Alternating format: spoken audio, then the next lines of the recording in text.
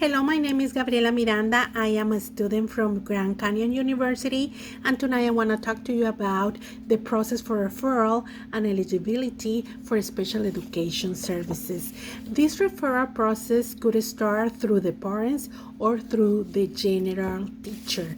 The parents sometimes they can notice that their child is getting behind through the milestones that's supposed to develop according to his or her age, and if they can notice this kind of delay, they will ask. Is the good thing to do is ask to the school for an evaluation of the child.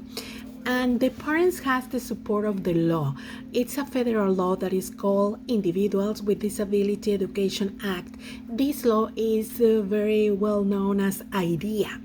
Okay, and as I mentioned before, it's a federal law that requires that all the public schools evaluate children to see if they fit in one or more of the 13 categories of disabilities that are under IDEA law. And this law requires another thing that is called FAPE. FAPE means that all the children that must have a disability, they have the right to receive a free, appropriate public education. Okay, that's why this child has rights. Okay, and they have the right to have this evaluation. But now the thing is how the parents start this process. The thing that they need to do first is that they need to write a letter by hand, and they have to sign the letter, and this letter must be delivered to the principal, to the general educator, or to the special education teacher. Okay, the parents can give it by hand, this letter, to any of these three person at the school, and that's the way this process will start. The school district must do a complete evaluation because under IDEA, the public schools must identify and evaluate the child that they think must have any disability, and this process is is called child find. After the parents deliver the letter to the school district has around 2 weeks, almost 15 days, to deliver to the parents the assessment plan that they're gonna follow. Okay, and this happened after 2 weeks of receiving the letter, and then the parents has another 2 weeks to approve. They have another 2 weeks to approve the plan and return a consent form to start the evaluation. This evaluation cannot begin until the school has this consent form signed by the parents. During the individualized educational plan development, the student will receive psychological evaluation, cognitive testing, achievement testing. They're going to have a classroom observation. Probably they will have a speech therapy, physical therapy, occupational therapy.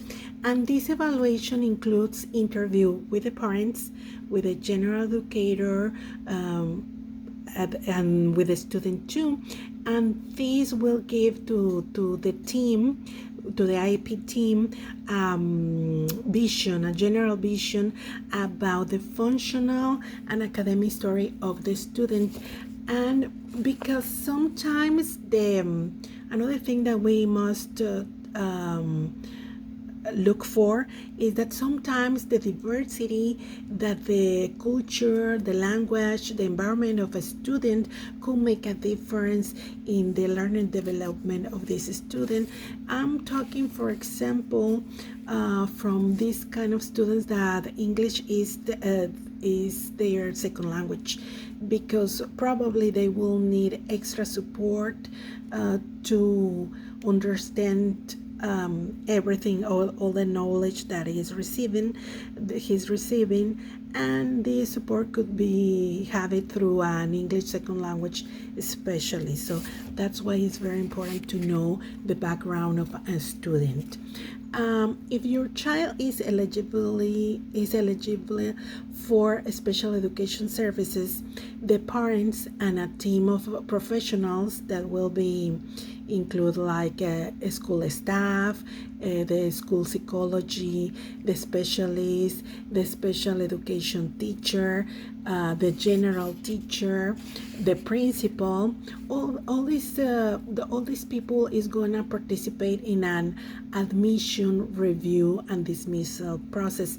This is frequently called as an ARD meeting. Okay, the school will let you know that you are going to participate in that meeting, and in that meeting the general teacher will report the student data that this teacher has related to the progress of the student and the behavior of the student in the general classroom. The special education teacher will develop the individualized educational plan, and this teacher will define if the student will be in an inclusion classroom. That means that the student will stay in the general classroom with the peers, the regular peers, or if the student maybe needs to be in a resource classroom when he's gonna receive education from the special education teacher. They could have that option, and it depends of the development of the students and the special needs of the students. And this teacher, the special education teacher, will collaborate with a general teacher and with a team of specialists about the services that the student will receive. So both teachers, the general teacher and the special education teacher, will need to do some formal assessment to get some data. This kind of formal assessment could be a test, like writing test, or in the computer, something about the knowledge, quizzes, surveys, questionnaires. That's the formal assessment.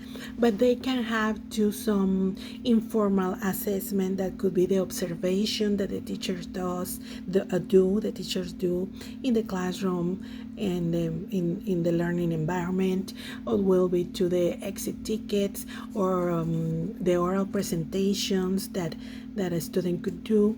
This will be the informal assessments that the special ed and the general educator can use to obtain more data for the psychoeducational report that the student will need for the IEP.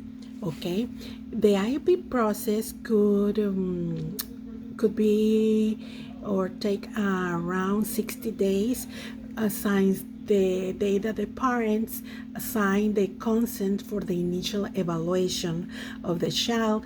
And this is very important, that the general teacher and the special education teacher have the knowledge about the typical development of a child, because in this way they can recognize if a child is in need of an evaluation process to determine if they need special education support.